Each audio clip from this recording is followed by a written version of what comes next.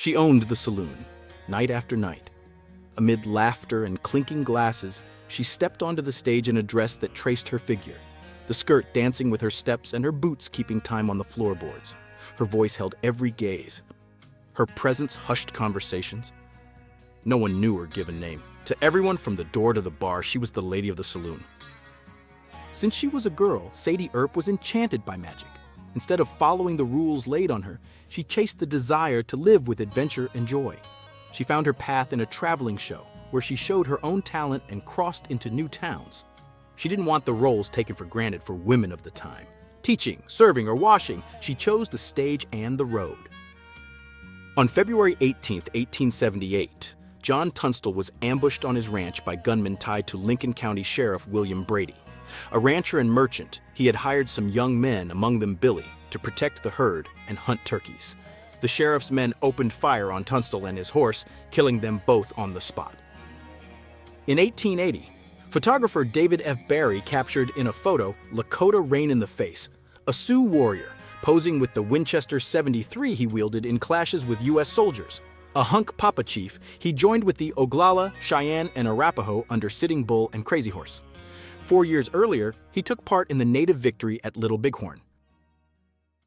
John Wesley Harden, a feared gunman of the Old West, claimed to have killed 42 men. The count began when he was 15, in a controversial episode. He said he shot in self-defense against a former slave who was chasing him with a club. Alternative accounts, however, say the victim was unarmed and that Harden acted out of prejudice. On November 4, 1881, Texas attorney Will McLaury arrived in Tombstone, Arizona, grieving his wife and his 2 brothers killed that year. There, he joined the prosecution against the Earps and Doc Holliday for homicide. Tom and Frank McLaury, along with Billy Clanton, had fallen in the OK Corral shootout. Will sought justice and punishment for those responsible. On a cold November, Doc Holliday, a famous gunfighter and gambler, died in a modest hotel room in Glenwood Springs, Colorado.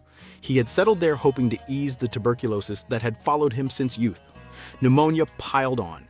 Years of conflicts, alcohol, and card tables took their toll and hastened the end. On the frontier, women faced a rough daily grind. They left familiar places, moved away from those they loved, and learned to live with the unpredictable. Many carried on without a husband's support, absent or dead, and took on everything, house, fields, and children. They also traded, asked neighbors for help, and kept the community alive. Keeping the future afloat depended on them. On a boudoir card, a rare scene appears. An anonymous photographer records soldiers of the Brazilian Army's 10th Mechanized Cavalry alongside indigenous people who worked as guides in the middle of an operation through the backlands. The image, which condenses military practices and cultural traits of the period, resurfaced decades later at auction and reached a bid of $20,000. By the creek that runs through Las Vegas in the state of Nevada, a couple poses with their dog. Light smiles and confident looks. It's the start of the 20th century between 1904 and 1905, when the place was still a dusty little village with hardly any streets or lights. The water runs, the camera clicks, and the scene holds the moment when a city's future quietly came to life. Seeking to keep their people free and safe, the Nez Perce resisted the advance of the U.S. Army for 4 months, which wanted to confine them in Idaho. The escape failed.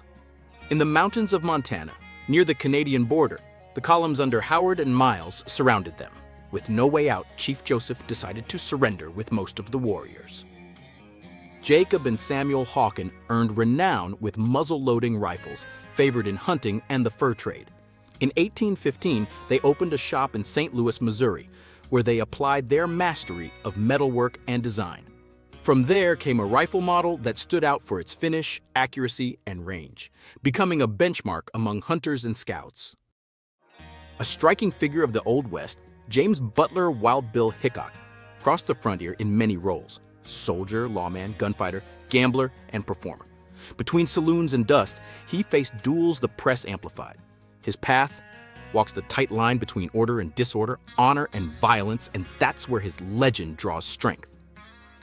Dressed as a bride in suede, a fabric of the Apaches, Ramona Chihuahua Daklugi shows, with calm the pride and skill of an indigenous woman. The dress symbolizes roots and authorship. She was the one who opened the way for Eve Ball to speak with her husband, who had been silent about his own story and the people he belonged to.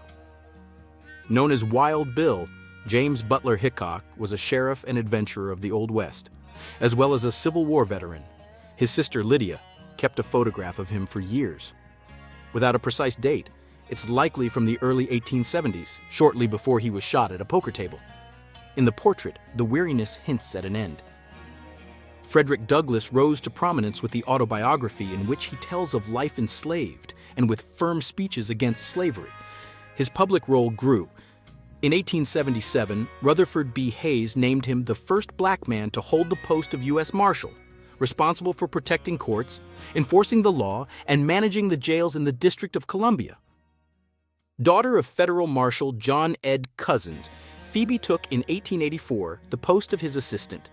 As a deputy, she served in the Eastern District of Missouri, helping keep order and safety under her father's command. She stayed in that role until 1887, when John's sudden death, still on duty, ended the partnership and changed the course of her path. Known for its reach and accuracy, the Sharps Model 1874 became a reference among buffalo hunters and target shooters. The gun was born in 1871, but got the 1874 name when the Sharps Rifle Company changed owners. The new management renamed the rifle to signal a technical update and reaffirm its performance. That's how its fame was sealed. John X. Beidler became known among Montana pioneers. In the 1860s, he faced the gang tied to Sheriff Henry Plummer in the territory's vigilante justice. In 1870, he became a federal agent, worked as an armed messenger for Wells Fargo, and later a deputy U.S. Marshal. He kept order and chased criminals until 1889, when his health forced him to stop. After the Civil War, men on the western frontiers swapped loose powder for metallic cartridges, faster and safer. In that shift, he carried a Springfield Alene .50 070, an old percussion piece converted, and two 1851 Navy Colts, cap and ball revolvers that still spit lead balls. It was the portrait of a changing era. On January 11, 1886, in the range known as the Devil's Backbone, two U.S. detachments faced off. Captain Emmett Crawford's unit sought to protect the Apaches. Major Corridors wanted to drive them out. The clash was fierce and deadly. By nightfall, the episode had already marked the memory of the border between the United States and Mexico. Molly Burkhart, second from the right in the photo, watched her family fall apart in a string of mysterious deaths. Rita Smith, far left, died in an explosion. Anna Brown, second from the left, took a bullet to the head, and Minnie Smith, far right, fell victim to what doctors described as a strange, debilitating illness. In 1914, Cloyd H. Smith's family started the American Popcorn Company, Jolly Time, out of their home in Sioux City, Iowa. It began in the basement and, in the first year, sold 75,000 pounds of popcorn. Since then, the simple idea became a tradition and has already topped 3 billion pounds sold, a story that links a home kitchen to shelves across the country. Amid dust and rails, women of the Old West changed the game. Some crossed the line of the law, others led expeditions, worked as agents, and shone on stage. Calamity Jane, Annie Oakley, and Belle Starr became legend. By facing prejudice, they proved that bullets and courage have no gender. In the Old West, women who worked in saloons between prostitution and dance lived under constant risk. Pushed to the margins, they suffered assaults from customers and owners. Some tried to escape alongside outlaws, almost never finding shelter. Others bet on dance's expression and a way out, but ran into prejudice and the fight for space.